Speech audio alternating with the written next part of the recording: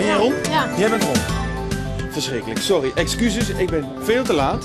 Ik heb namelijk in de file gestaan, maar ik hoop dat we nog een tijd zijn. Dit is je jas, neem hem meteen mee, want het vliegtuig staat geloof ik daar. En we moeten opschieten. Ja, het is zo tijd. Nou, inmiddels zijn wij op weg naar het buitenland, om precies te zijn naar Engeland. Want daar staat, kunnen we nu al zeggen, De duurste auto van de wereld. de duurste auto ter wereld. Want hij wil weten welke auto dat is. Ik weet het. Ik weet ook waar die staat. Maar ik zeg het nog even niet. Ik hou het nog even rijden. Maar hij is heel duur. En snel. Ron, hier is het jongen. Het walhalla voor iedere autofreak. En je hebt inmiddels wel in de gaten over welke auto het gaat. Ja, de McLaren. De McLaren, precies. En hier binnen wordt die gemaakt, dus laat maar snel naar binnen gaan. Ja. Good afternoon, Mr. Brown. Hello, Good we are from afternoon. Willem Wever, Dutch television. This is Ron. Hello, Ron. Nice to meet you. And I'm Jochem. We had Hello, Jochem. contact. Yes, indeed. And Ron sent a very good question to Willem Wever. And I think you can give him his answer. What's the most expensive car in the world and how fast can it drive? Well, Ron, if you want to know about the most expensive car in the world, you've come to the right place. Come and let me show you. You see this beautiful car here? Yeah. Now, this is the revolutionary McLaren F1. And this is the most expensive car in the world? This car will cost you approximately 1.5 million guilders. Oh. 1.5 million guilders? That's correct. And it's a car to drive on the road. It's not a racing car. That's right. But come and look at the factory, and perhaps you'll then understand why it costs so much money. Yeah. So come and see, and I'll show you a little bit of what we do here. Well, we only build 2 cars per month, and each car takes a total of about 4 months to complete. Now here you see a very, very special engine which we use in the car. It's built for us in Germany, and it is a 6.1 litre, 48 valve, 12-cylinder engine, and it produces no less than 627 horsepower. Now you see a lot of racing technology on this too, because the engine is very, very light, very powerful, and it has a 6-speed transverse gearbox, specially designed for it. And you see that the rear suspension is mounted on the back of the engine in the gearbox. That is exactly like a Formula One car. But there's one other thing which I think will interest you a lot. So you come and have a look at this. Now this is a unique feature which you will not find on any other car. It's normally used only in the space industry. If you look at the back of the car, behind the passenger cockpit, you will see a complete set of gold foil. It is the most efficient heat reflector that we know. And it is normally used on the space shuttle and to stop frying astronauts as they come back into the Earth's atmosphere. Yeah. Now, one of the main reasons why this car is so expensive is because of the space-age materials which we use to build the chassis and the body unit. We use advanced composite materials, and it takes nearly 3,000 man-hours to build one of these chassis and body units, and nearly 700 hours to assemble it. So that gives you some idea of why it's so expensive.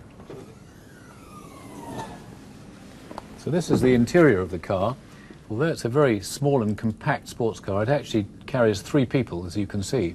Why is the steering wheel in the middle? Steering wheel is in the middle because the driver sits in the center, because this gives much greater control and very, very good visibility. It's rather like a Formula One race car. Yeah. Do you know what I like also very much? What is that? The doors. The doors. Well, you've seen some of the reasons why this car is so expensive, and of course there are lots of others too. First of all, of course, it's enormously expensive to develop a car like this, and the car also has lots of other bits of unique technology, which is completely revolutionary, which I won't go into now. Yeah. I think you won't have to, Mr. Brown. Oh, call me Crichton, please. Crichton, because I think we do understand now why this beautiful car is so expensive. Ik bedoel, dat begrijpen we nu toch wel, hè? Ja. Dat is helemaal duidelijk. Ja, alleen wil ik nog weten hoe hard hij rijdt. Oh, he's got one question. He wants to know how fast can this car drive? How fast can it drive? Yeah. Do you really want to find out? Yes. Well, I think you better come and have a drive with me, and I'll show you how fast it'll go. This is the fastest accelerating production sports car in the world by a long way. It does 0 to 100 kilometers per hour in just over 3 seconds. Over 240 kilometers an hour, it will accelerate faster than a Formula One Grand Prix car. So anyway, I think really what we have to do now is to demonstrate and show you, because words are not enough. So would you like to come and I'll demonstrate just how it goes? Yes. Well, So one of you sit one side, you come along this side. Ga er eentje rijden, geloof ik. You ready? Hou je vast, hè? Okay. Oké, let's go! Right.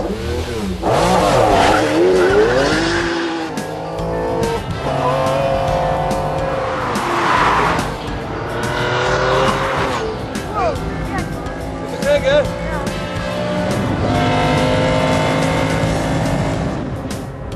Oh, een turbo, man.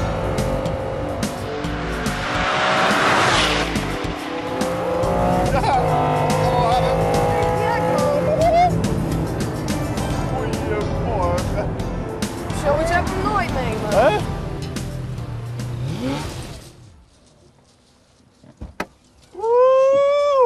Gaaf. Woe!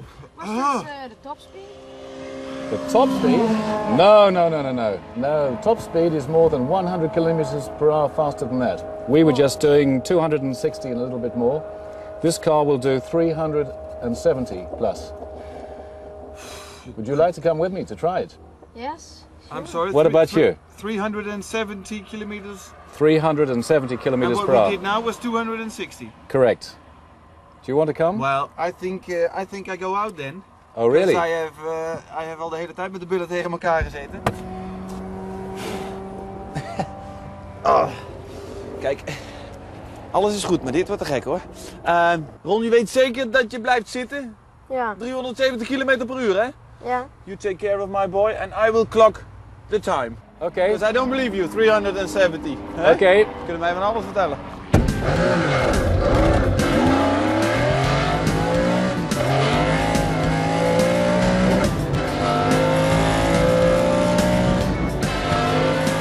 Oké, en voor de officiële Willem Wever snelheidscontrole heb ik de hulp ingeroepen van de Surrey Police Station. En hier zit Graham, thank you very much. Van hem heb ik een speedgun gekregen. En wat ik nu moet doen is richten hierop. En dan komen zo meteen Ron en onze snelle coureur voorbij. En dan kan ik hierop zien of dat inderdaad 370 km per uur is. En nou, ik betwijfel het, om heel eerlijk te zijn. Nou, ik ben er klaar voor. En dan komt hij aan.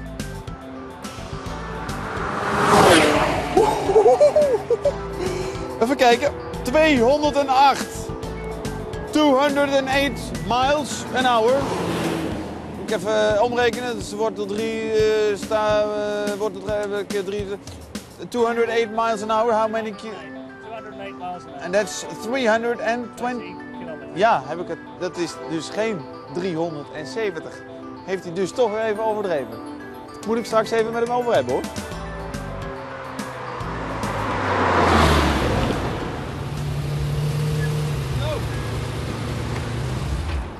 Woe, hoe ging dat? Goed.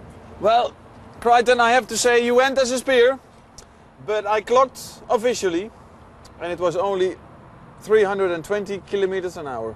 Well, So you slightly overdriven, eh? yes, well, I have to tell you, there's nowhere in England that you can actually do the full maximum speed. There's no straight long enough on a private circuit.